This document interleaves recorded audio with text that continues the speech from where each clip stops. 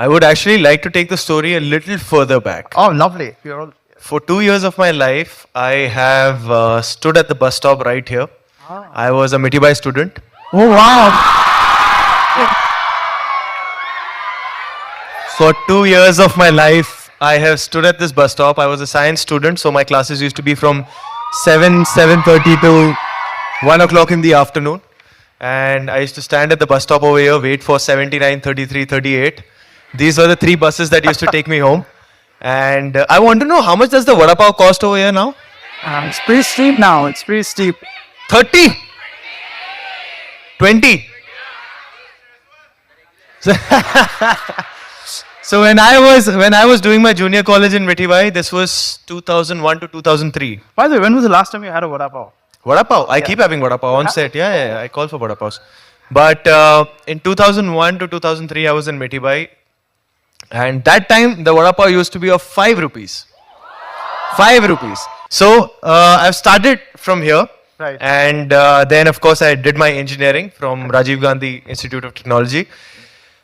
Till that time, I'm still that guy, but I've always believed in living in the present, going with the flow, and just being completely honest to what I'm doing now. The plan was to do post-graduation. I was good in studies, but I was very active on stage since childhood, but never really thought that I want to make it a career choice. Right.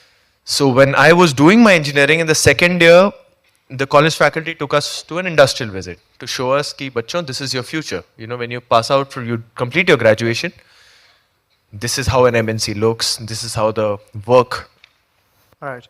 whatever, the floor looks and Correct. how people work. So that was the first time I started introspecting as to what do you want to do. So the answer was performing for the audience. The rule was in the family that first you have to finish graduation. You have to finish it well. I had a blast doing my engineering. I finished that, and then in 2009 is when I started my journey as an actor. Okay. Yeah. Okay. So that's how it all began. As audience, we always like to look at the glory days of an actor, of how he's doing well and all the success and fanfare that he's enjoying. But failures is something that we don't talk about. Like everyone has a good share of it. Was it a straightforward journey? Because if I'm not wrong, you started off with assisting Anurag and then your first break. So was it a straightforward journey, or how did you take failures? It was a straightforward journey, but of course I wanted to learn acting. Of course I wanted to learn the skills. But more than that, I just wanted to be sure that if I'm made to act every day, am I a happier soul or am I cribbing about it? That's what I really wanted to know. So I did that, and by the end of it, I got my answer that I really, really love doing this. After that, I was also sure, I remember I was 22 back then, right after engineering, I was 22. I was in no hurry to be in front of the camera. Right. Because I knew that, firstly, camera captures everything. You're a good actor, bad actor, fantastic actor, worst actor. It will present you the way you are, because in acting, your eyes have to be honest, and the camera captures everything. The audience, in 2 seconds of sitting in that cinema hall, in that first shot you give, in that first scene that you do, they know that if you can act or no.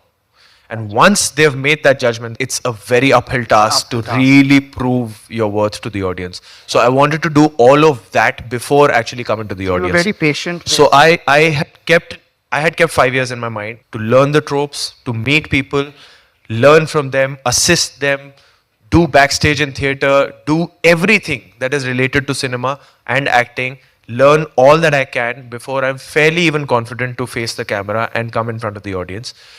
So it's very strange, because when I was doing that acting course in 2009, I still remember the date was 24th of July 2009. And it was the first day of my acting course, and the teacher, it was a class of 20 students, and they just randomly asked, like, okay, how have your last 5 years been like? And we were all discussing that, and then they asked that, do you want your next 5 years to be like, and where do you see yourself in the next 5 years?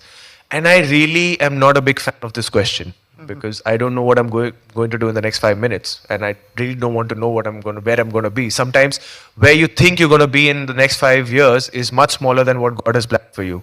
So I don't want to limit myself in that thought process. But still,